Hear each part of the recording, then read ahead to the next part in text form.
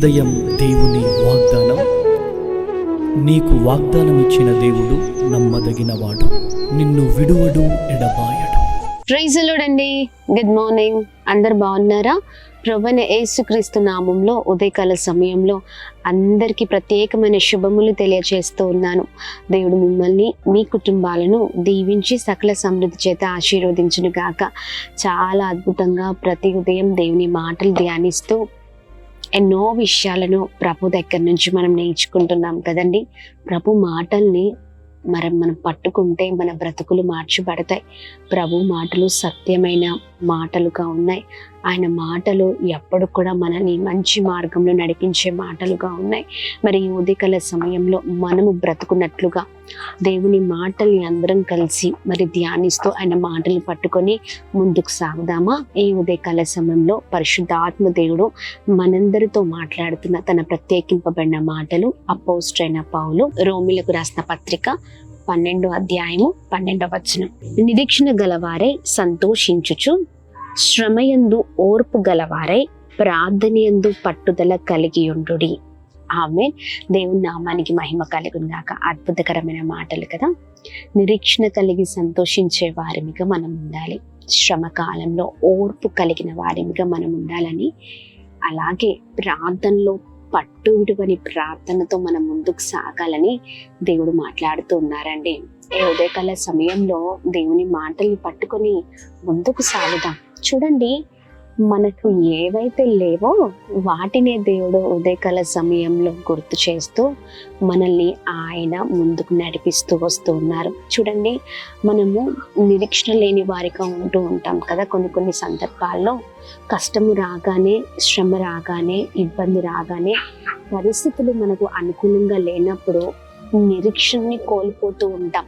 దేవుడు అంటున్నారు, నిరీక్షణలో ఆనందించే వారిగా ఉండాలి. నిరీక్షణ కలిగి ఆనందించుచు నిజంగా మనం ముందుకు వెళ్ళినప్పుడు ప్రభు కార్యాలు జరుగుతాయి. నిరీక్షణ లేని వారిగా అన్ని విషయాలు భయపడుతూ ఉన్నారా?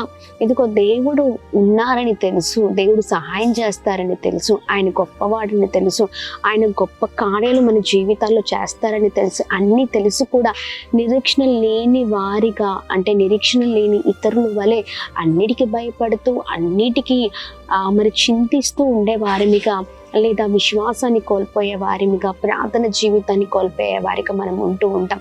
అలా ఉండడానికి వీల్లేదు.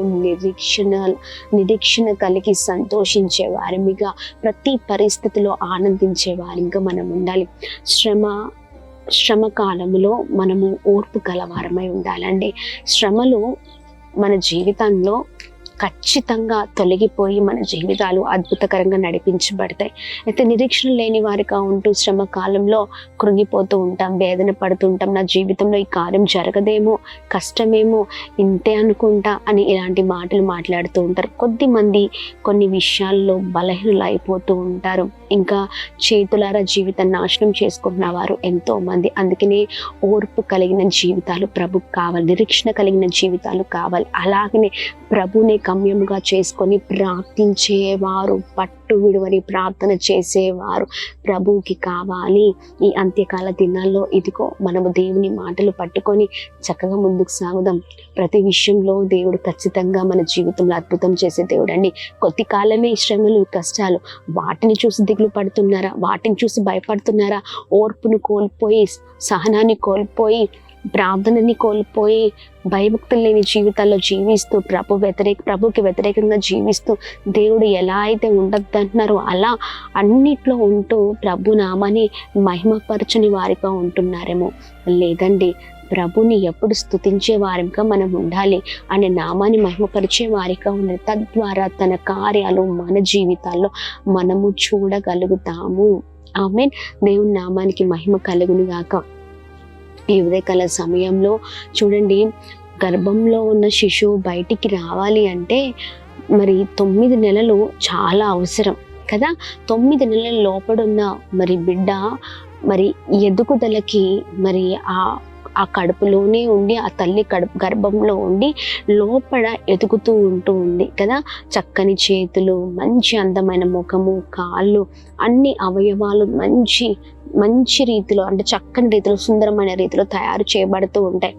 గర్భంలో ఉన్న శిశువు 9 నెలల తర్వాత ఎన్ని కష్టాలు, ఎన్ని భయంకరమైన అనారోగ్య పరిస్థితులు, ఎంత శ్రమ పడితే బిడ్డ బయటికి వస్తుంది. అవునా, కొద్దిగా కష్టమేమో, కొద్దిగా మరి అనారోగ్య పరిస్థితులేమో, కానీ నిలబడితే అద్భుతమైన చక్కని బిడ్డను మనం చూడగలుగుతూ ఉంటాం. అంటే ప్రతిదానికి ప్రతి విషయంలో సమయం ఉంటుంది, కాలం ఉంటుంది. ఆ కాలము తగినట్లుగా, ఆ సమయం తగినట్లుగా దేవుడు ఖచ్చితంగా మనల్ని హెచ్చించే దేవుడై ఉన్నారు.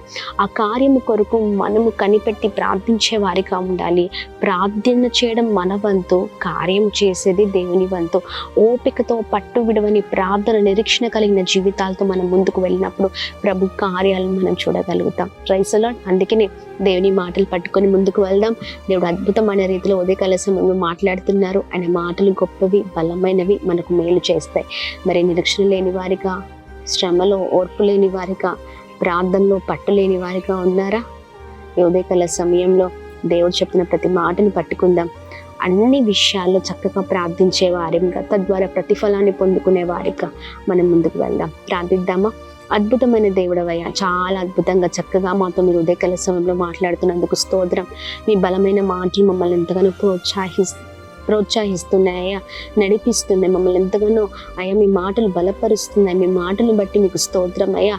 అయ్యా మేము ప్రతి విషయంలో ప్రభా ఓర్పు కలిగిన వారమిగా, అయ్యా ప్రతి విషయంలో రక్షణ కలిగిన జీవితాలతో మేము ఉంట కృప చూపించండి. పట్టు విడవని ప్రార్థన చేసే క్రైస్తవులుగా మేము మారిపోవదము గాక.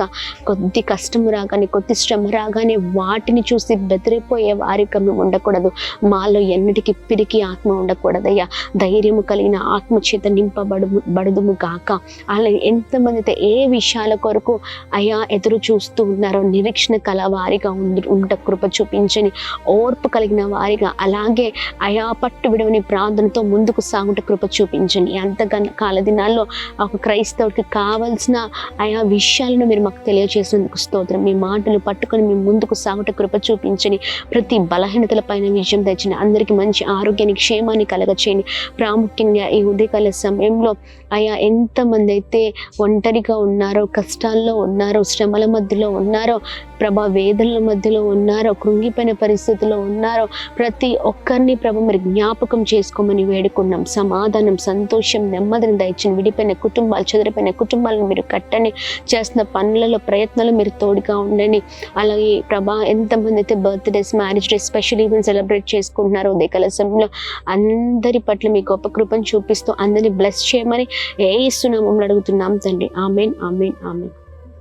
అందరికీ praise the Lord. God bless you. దేవుడు మిమ్మల్ని, మీ కుటుంబాలను దీవించి సకల సమృద్ధి చేత ఆశీర్వదించును గాక. ఆమేన్. Praise the lord.